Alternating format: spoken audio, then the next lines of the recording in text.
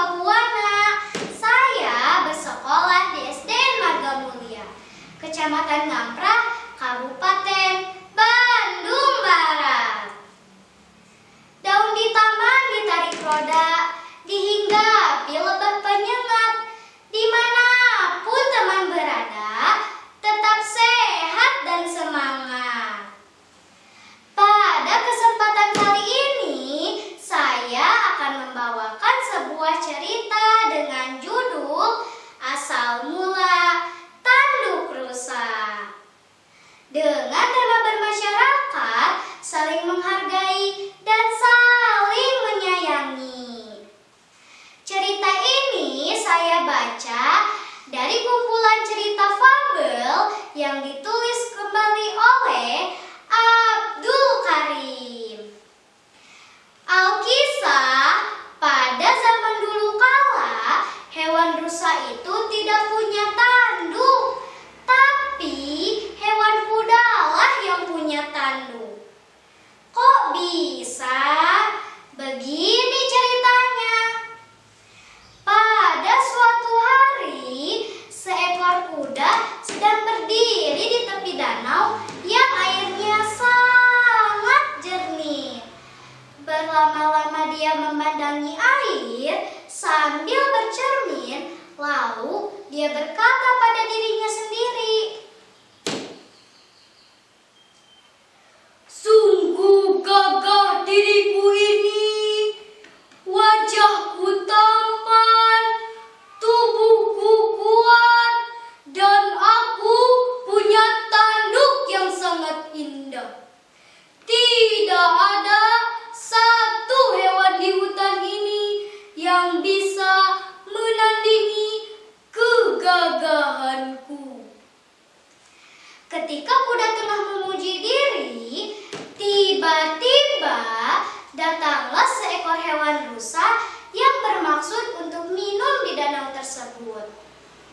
Melihat rusa yang datang, kuda merasa terganggu. Kuda pun marah dan melotot. "Hei rusa, apa yang kau lakukan di sini?" Rusa pun menjawab, "Aku mau minum di sini. Emangnya kenapa? Ada yang salah?" "Tidak, tidak, kamu tidak boleh minum di hutan ini. Ini wilayah kekuasaanku. Cepat pergi dari sini kau rusa." Kuda menghardik rusa. "Loh, kenapa begitu kuda? Jangan begitulah kuda. Kamu kan di hutan ini tidak hidup sendiri. Danau ini milik semua penghuni hutan di sini. Kenapa aku tidak boleh minum di sini?" Mendengar jawaban rusa, kuda bertambah marah. Dia merasa rusa hewan kecil itu sudah berani melawannya. "Diam kau rusa! Kamu tidak pantas dekat-dekat denganku. Kamu hewan jelek, badanmu kurus seperti papan, dan kamu tidak punya tanduk yang gagah seperti aku. Jadi cepat kamu pergi dari sini." Kuda menghardik rusa lebih keras lagi. Rusa pun menjawab, tapi kali ini jawabannya sambil bersenandung. "Merdu suara tekukun, bulunya indah dan wangi,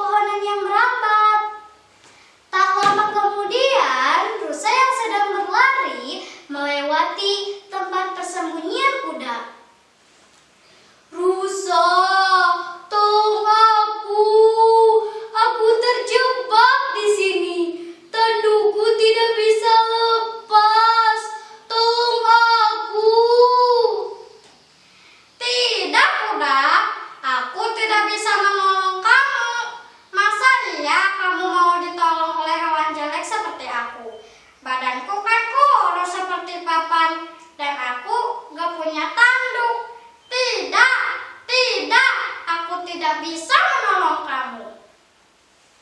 Kuda pun menangis, memohon belas kasihan rusa.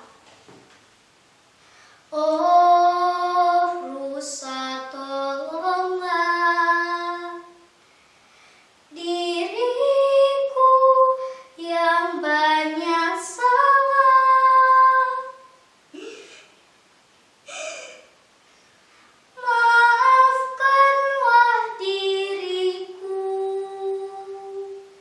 segala kehilafanku.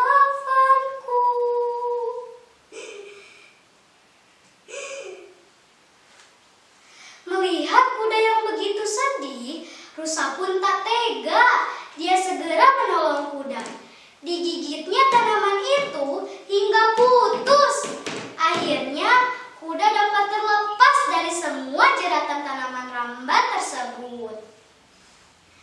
Dan untungnya harimau tidak bisa menyusul mereka. Tiba di tempat yang aman, mereka beristirahat. Rusa, maafkan aku dan terima kasih kamu sudah menolongku.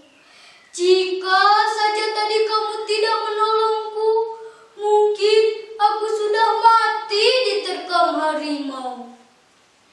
Sudahlah kuda, sudah kewajiban kita sesama makhluk Tuhan untuk saling menolong, kata rusa berkata dengan lembut. Rusa, sebagai tanda terima kasihku, aku berikan tandukku ini kepadamu, kata kuda sambil mempas tanduknya dan memberikannya kepada rusa. Tidak kuda, itu tandukmu, pakailah olehmu. Tidak apa-apa rusa, sebagai tanda terima kasihku dan rasa sayangku kepadamu. Kamu teman terbaikku yang sudah menyelamatkan aku.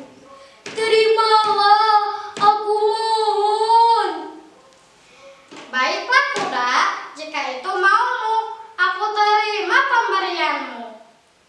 Kuda pun memasangkan tanduknya itu di kepala